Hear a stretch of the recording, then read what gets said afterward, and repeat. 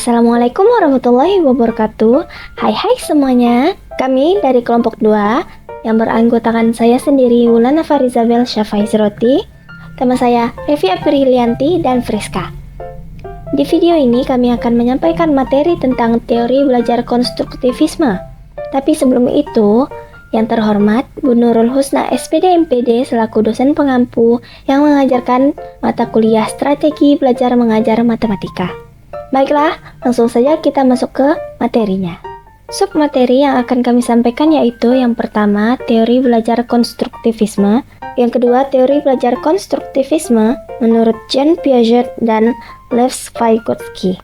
Yang ketiga, analisis teori belajar konstruktivisme menurut tokoh Jean Piaget. Yang keempat, implementasi tokoh Jean Piaget. A. Teori belajar konstruktivisme. Teori konstruktivisme ini adalah teori yang melibatkan peran dan aktivitas peserta didik secara langsung. Proses pembelajaran teori konstruktivisme, pendidik tidak memindahkan secara langsung pengetahuan atau informasi kepada peserta didik begitu saja. Akan tetapi, peserta didik perlu membangun pengetahuan yang diberikan berdasarkan pengalamannya. Dengan begitu, pengetahuan diperoleh karena usaha peserta didik. B. Teori belajar konstruktivisme menurut tokoh Jean Piaget dan Lev Vygotsky. Jean Piaget yang dikenal sebagai konstruktivis pertama, menegaskan bahwa penekanan teori konstruktivisme pada proses untuk menemukan teori atau pengetahuan yang dibangun dari realitas lapangan. Pandangan menurut Piaget berkaitan dengan teori belajar konstruktivisme adalah teori perkembangan mental. Teori ini biasanya juga disebut teori perkembangan intelektual. Proses belajar menurut Jean Piaget. Yang pertama, proses organisasi adalah proses ketika manusia menghubungkan informasi yang diterima dengan struktur-struktur pengetahuan yang sudah disimpan atau sudah ada sebelumnya dalam otak. Yang kedua, proses adaptasi. Dalam proses ini terdapat 4 konsep dasar yaitu skemata, asimilasi, akomodasi, dan keseimbangan. Skemata adalah himpunan konsep yang dipakai saat berhubungan dengan lingkungan. Asimilasi merupakan proses kognitif dan penyerapan pengalaman baru ketika seseorang memadukan stimulus atau persepsi ke dalam skemata atau perilaku yang sudah ada. Akomodasi merupakan suatu proses struktur kognitif yang berlangsung sesuai dengan pengalaman baru. Keseimbangan stabil dalam artian adanya keseimbangan antara proses asimilasi dan proses akomodasi. Prinsip teori kontivisme Jean Piaget. Yang pertama, siswa bukan sebagai orang dewasa yang mudah dalam proses berpikir. Mereka mengalami perkembangan kognitif pada tahap-tahap tertentu. 2. Anak usia prasekolah dan awal sekolah dasar akan dapat belajar dengan baik terutama jika mendengarkan atau melihat benda-benda konkret. Yang ketiga, keterlibatan siswa secara aktif dalam belajar amat dipentingkan. Karena hanya dengan mengaktifkan siswa maka proses asimilasi dan akomodasi pengetahuan dapat terjadi dengan baik. Yang keempat, guru menciptakan pembelajaran yang bermakna, menampilkan perbedaan individual siswa untuk mencapai keberhasilan siswa. Selanjutnya adalah kelebihan teori Jean Piaget. Pertama, berpikir. Dalam proses membina pengetahuan baru, murid berpikir untuk menyelesaikan masalah, mencari ide lain, dan membuat keputusan. Yang kedua, paham.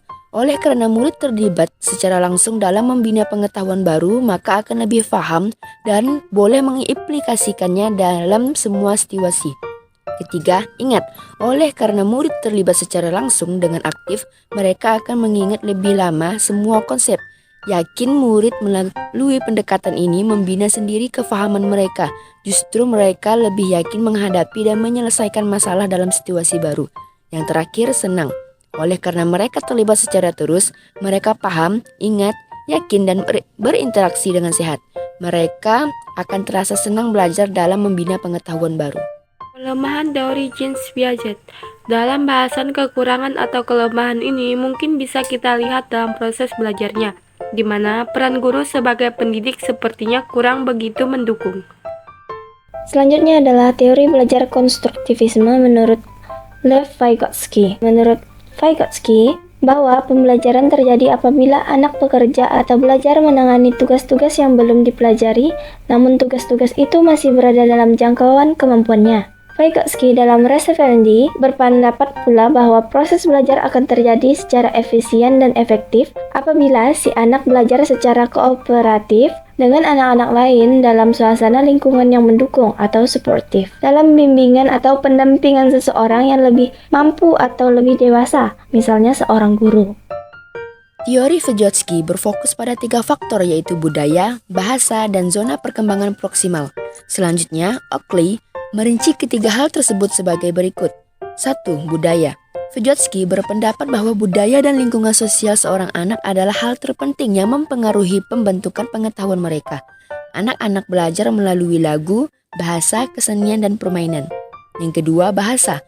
Vygotsky mengemukakan bahwa bahasa berperan penting dalam proses perkembangan kognitif anak.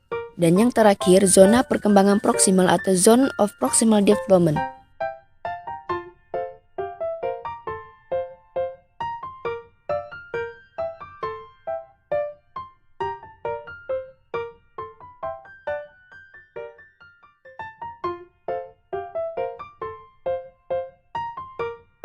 Kelebihan teori Vygotsky. Yang pertama, menghasilkan individu atau anak yang memiliki kemampuan berpikir untuk menyelesaikan setiap masalah yang dihadapi. Yang kedua, memperkuat perolehan pengetahuan yang baru bagi siswa. Hal ini dikarenakan siswa terlibat aktif dalam pembelajaran, sehingga mereka akan mengingat lebih lama semua konsep yang telah mereka pelajari. Yang ketiga, membantu siswa memahami bahan belajar dengan mudah. Yang keempat, mengurangi kesenjangan antar siswa. Yang kelima, memberikan kesempatan yang lebih pada siswa untuk saling berinteraksi. Kelemahan teori Vygotsky. Yang pertama, campur tangan guru sedikit saja. Yang kedua, siswa hanya mendapatkan konsep-konsep dasar dari materi pembelajaran sehingga mereka harus mampu untuk mengembangkannya sendiri. Analisis teori konstruktivisme menurut Jean Piaget. Piaget yang dikenal sebagai konstruktivis pertama menegaskan bahwa penekanan teori konstruktivisme pada proses untuk menemukan teori atau pengetahuan yang dibangun dari realita lapangan. Peran guru dalam pelajaran menurut teori konstruktivisme adalah sebagai fasilitator atau moderator. Proses konstruksi sebagaimana dijelaskan Jean Piaget adalah sebagai berikut. Yang pertama, skemata. Sejak kecil, anak sudah memiliki struktur kognitif yang kemudian dinamakan skema atau skema. Skema terbentuk karena pengalaman. Misalnya, anak senang bermain dengan kucing dan kelinci yang sama-sama berbulu putih. Berkat keseringannya, ia dapat menangkap perbedaan keduanya, yaitu bahwa kucing berkaki 4 dan kelinci berkaki 2. Pada akhirnya, berkat pengalaman itulah dalam struktur kognitif, anak terbentuk skema tentang binatang berkaki 4 dan berkaki 2. Semakin dewasa anak, maka semakin sempurnalah skema yang dimilikinya. Proses penyempurnaan skema dilakukan melalui proses asimilasi dan akomodasi. Asimilasi adalah proses kognitif di mana seseorang mengintegrasikan persepsi, konsep ataupun pengalaman baru ke dalam skema atau pola yang sudah ada dalam pemikirannya. Asimilasi adalah salah satu proses individu dalam mengadaptasikan dan mengorganisasikan diri dengan lingkungan baru pengertian orang itu berkembang. Yang ketiga, akomodasi. Akomodasi dalam menghadapi rangsangan atau pengalaman baru seseorang tidak dapat mengasimilasikan pengalaman yang baru dengan skemata yang telah dipunyai. Pengalaman yang baru itu bisa jadi sama sekali tidak cocok dengan skema yang telah ada. Dalam keadaan demikian, orang akan mengadakan akomodasi. Yang keempat, keseimbangan. Keseimbangan ekuilibrasi adalah keseimbangan antara asimilasi dan akomodasi. Sedangkan diskualibrasi adalah keadaan di mana tidak seimbangnya antara proses asimilasi dan akomodasi. Ekuilibrasi dapat membuat seseorang menyatukan pengalaman luar dengan struktur dalamnya. Implementasi teori konstruktivisme menurut Jean Piaget. Ketika jam pelajaran matematika, para siswa memasuki bab bangun datar geometri. Sang guru menjelaskan materi tentang bangun datar geometri. Lalu sang guru menugaskan para murid untuk membentuk kelompok dan menggambarkan batik geometri, yaitu batik khas Nusantara. Setiap kelompok diberikan bangun datar yang berbeda. Kelompok 1 mendapatkan lingkaran, kelompok kedua mendapatkan persegi, kelompok ketiga belah ketupat, dan kelompok yang keempat adalah layang-layang.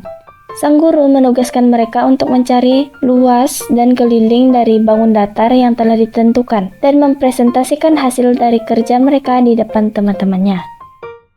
Baik, sekian dari pembahasan konstruktivisme. Jika ada salah kata, mohon dimaafkan. Kami akhiri.